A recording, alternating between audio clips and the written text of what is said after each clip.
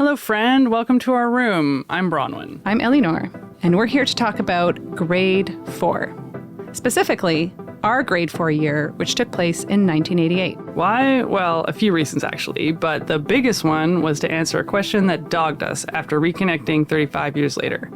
What if we would have been friends?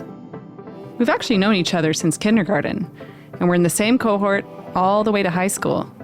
Really, for two people who were never friends, turns out we have a lot in common.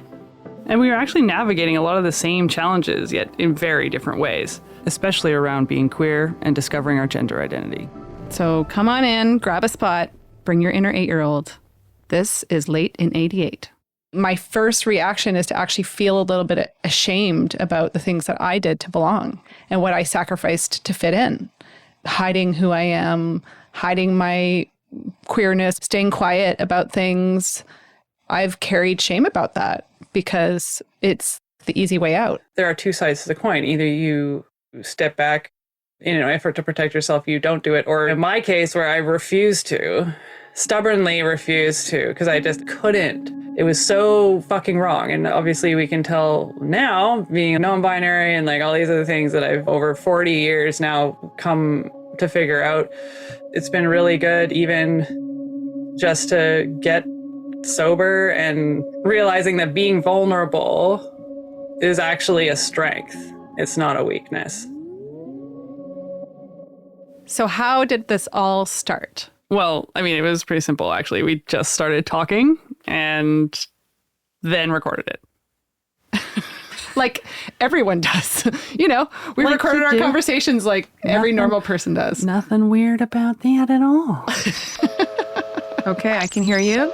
Can you hear Wonderful. me? I certainly can. Okay, and I'm hitting a level on you. It's a miracle every time. Beautiful. I remember November 3rd, 2022. I totally forgotten about We're going to break the classroom into a binary. Like she was the safer side of the girl group. If he sat next to you, it was fucking I wasn't sitting at home at night in my room as like an 8-year-old going, I just wished I belonged. I wasn't a blender, and I was like, what? That is my brain. The first it's like the blender that is my brain. Reading like a ping pong ball, like bouncing. So for us, this was more than reminiscing. This is more us like reintroducing ourselves to each other, like who we are today, as much as it was who we were back then. Yeah. And really these conversations and this desire to talk more about grade 4 really started when Bronwin, you came out as non-binary. And it just made so much sense. It's one of those things, like we didn't grow up with that language, but I do believe that if we had it and I was younger, I absolutely, from the jump, would have been like, yeah, I'm non-binary. I'm not a boy. I'm not a girl. But in 1988, you were either a boy or a girl. Yeah, I was not very good at being a girl. Well, obviously, I was not either. Yeah. Well, we were the two tomboys in our year, which it's weird we weren't friends. Yeah, or maybe it's why we weren't. Good point. I don't know if you would remember this, but my most vivid memory of you is one day on the playground at the tire swing. Not really. We had this exchange. I wanted to go on the tire swing, pretty simple. I saw you swinging and I was a little nervous because you had a reputation of being mean or scary. I had never experienced it, but there I was sort of quote unquote alone with you. And I waited quietly and you got off. You looked at me and I looked at you and I just saw something in your eyes that was kind. Then you went off, didn't say anything. I got on the tire swing and just played, but it was a moment of me experiencing this dichotomy of maybe there's something different going on inside that person versus what the other kids are saying or what story I've made up about them. And I've never forgotten it. Do you have any memories of me from that time? Not really. Not gonna lie. Like, I mean, there's some, but like nothing that is like as cool and poignant. Yeah. It's okay. But as we were sharing like memories in general, it was interesting to see how, in a lot of cases, like childhood memory is very murky and muddy. And strange. Yeah. Was it grade 4? Was it grade 6? Was it grade 2? Was that how it actually happened, or is that just how I felt about it? Exactly. And after much deliberation, we got it down to like few people who we figured would probably remember us. And sadly, it's kind of a short list. It's also the people who said yes. Yeah, fair. Hello. Hello. Hi. Hello, there you are. Hey. I'm hiding in my kid's room. I can tell. I love the polka dot backdrop. Hello. Hi, Dave. Hello. How's it going? Good. So good to see you both. Hi. Yeah, you too. Holy crap. Hi. These are the kids we grew up with. Kate, Shalini, Dave, and Amanda. First, we asked them to remember Bronwin. I remember really specifically this like water balloon throwing incident, like it was like a situation. I remember Bronwin and Yara. For some reason, there was an incident. I don't know if you remember that. There's something with a lunchbox. God, always an incident. Why was it always an incident? I guess you could ask the principal that question. I was in that office so many times. You were just like so agile and strong and running around. You always had this energy about you, Bronwin. It looked like you were somehow freer or liberated. I just thought you were making this amazing choice to not conform. I felt like the boys respected you and like saw you as one of them in this way that I was like, oh, that's so foreign to me. Like I have no idea what it would be like to be respected by the boys in that way.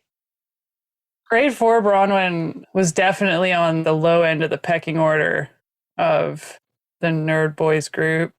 I was so crazy insecure at that age. I knew I was different, but I didn't know what was going on. I didn't know what gay was. I wore boys' clothes always. It was like jeans or track pants. I was wearing a graphic tee of some kind. I had long hair. I've always had long hair.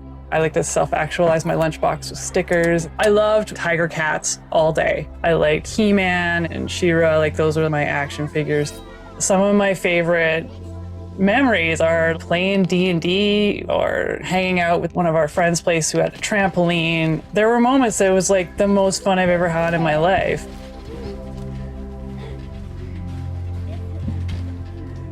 I had this very tough outside to protect my squishy insides and also to protect my position with the boys. I had to punch down the ladder like an asshole.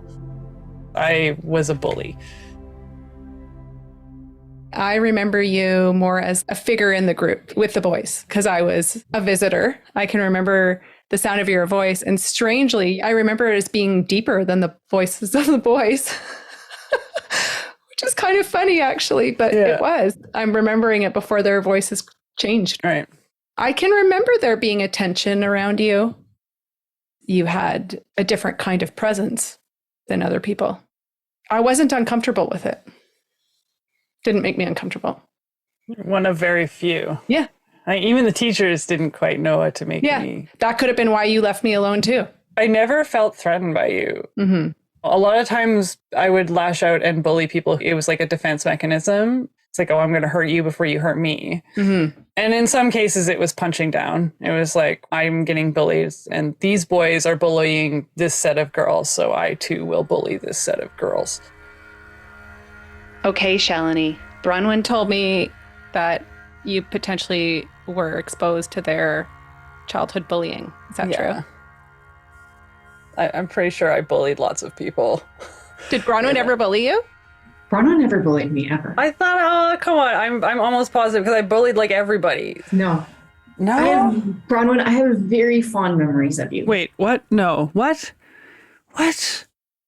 For like 35 years. In my mind, I have these like vivid memories. I guess like I just felt, I don't know, like maybe they're not memories. I remember you going at it with a lot of people, for sure. But it wasn't me, Bronwin. Oh, I mean, okay. I was like the meek little girl on the backside anyway. It took me a long time to grow into the person that I am today. I always carry this guilt of how I could have sworn again. Is she gaslighting me in a good way? No, you were a better person than you actually remember yourself to be? I am so confused. What even are my memories right now? Are these like elaborate stories I've constructed of myself to create a more interesting historical character? Or are they actually things that happened? Oh my God, this just flips the table on my whole brain.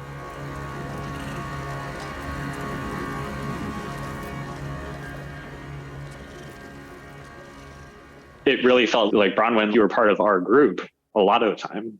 And Ellie, it felt like you were maybe a visitor some of the time. Elinor, I don't think you and I spent a lot of time together, to be honest. I had a really good relationship with you, Ellie. I always felt like we were pretty tight. You had an older sister and you just seemed to know music and pop culture stuff. Is that it? Pop culture stuff? Compared to Bronwin, I sound so boring. I guess my strategy to keep my head down and fit in worked better than I thought.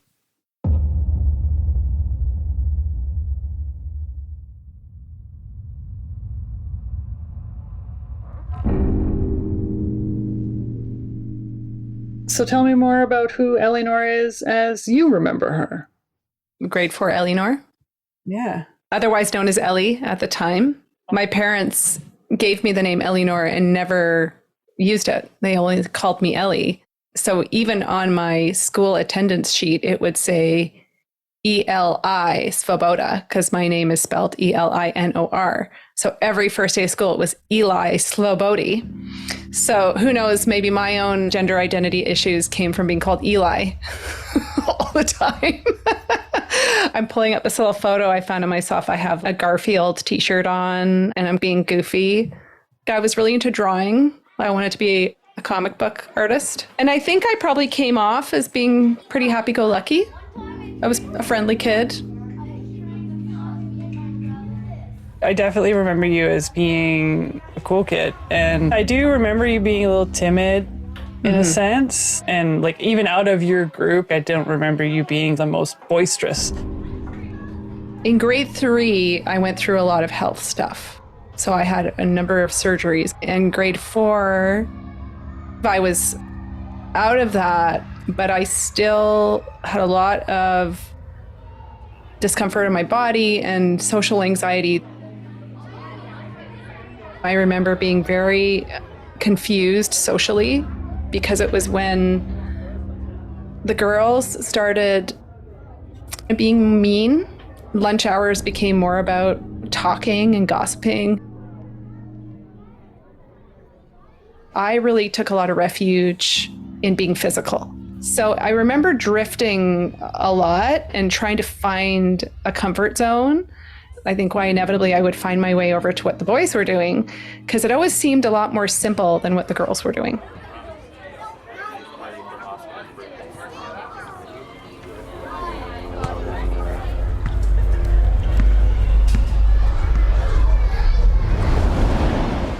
Whew, well, that was an interesting exercise. To say the least. Any insights you want to share with the room? It never ceases to blow my mind when you hear what other people have, like how they saw you from the outside, because it is such a juxtaposition to how I felt internally and how insecure I felt in those moments. And so to hear that these other people who, you know, I kind of thought were cool or like really smart, to hear that they thought that I was like strong and liberated and respected by the guys, it's actually kind of healing in a way. And not just in an ego, like, oh yeah, people think I'm fucking strong and stuff. It's like little Bronwin feels just a little bit more confident about themselves. They stand up a little taller inside. Well, and you fought really hard to be yourself. So maybe it was worth it. Yeah, a little validating. I do think that when you're able to live authentically, it is incredibly empowering, even in the face of great adversity. I believe that because I allowed myself to be, like I knew who I was and I embodied that, it made me stronger to take on those things. Like, you can't chisel me down because, no, I know who I am. But if I was like trying to hide who I was, that's an incredibly vulnerable position to defend from. For me as a kid, I felt it was better to hide myself like I was benefiting people and myself. And so I feel emotional because I spent so much time being afraid. And I was just so skittish and bopping in and out and not really committing to anything. And in a way, I was doing it to, quote unquote, keep people happy and to keep things peaceful and to get out of the way and not be hurt. But I was actually depriving people of my authenticity. Part of the reason I was able to live so authentically at school was because my family allowed me to live authentically at home. They empowered me that way. So I was very, very fortunate. Family life was not perfect at home, but like that was actually one thing they very much got right. There is a certain amount of self-preservation that has to happen. Only you can know what is safe for you at the time. Because when you're a kid, you don't have a lot of power. I did feel very vulnerable a lot of the time. And I experienced abuse as a kid. So it was a warranted state of protection. For me, I realize now that some of that was protecting my authentic self until I felt safe to come in. Right. Or come out. Or come in and out. Because I never killed her. And so in that, I feel thankful to that 8-year-old Elinor for how hard she was working to navigate all the things that made her nervous. Right. And likely having fun along the way, because that's what kids do. Yeah. So that she could get me here to where I am now. Yeah.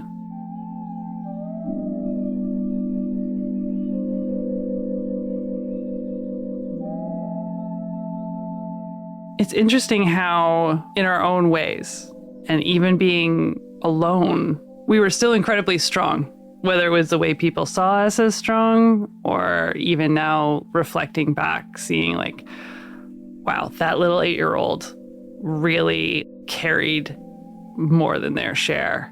Even though we made different choices to protect ourselves in those moments, we still really followed kind of a parallel path. The world kind of separated us into a binary and created this fake canyon between us. How comforting it might have been if there had been a bridge where at some point we could have crossed over and been there for each other. Mm-hmm. Would it have made a difference? Yeah. Is the question. Yeah. What if we would have been friends? To have a bridge to cross over in that 8-year-old way, not in a grown-up way. Yeah. But in the way that 8-year-olds can be there for each other, just to have someone to play with and someone who is okay with the way you are. You don't have to worry about being teased. Yeah. You know? Because they're weird just like you. They're weird just like you. I think we should keep investigating. Yeah. I think there's more doors to unlock. Well, we just really unpacked a steamer trunk full of shit all over this room, didn't we? It's a bit messy. Sorry about that, friends. Bit graphic, dude. Sorry about that, friends. We made a bit of a mess all over this room.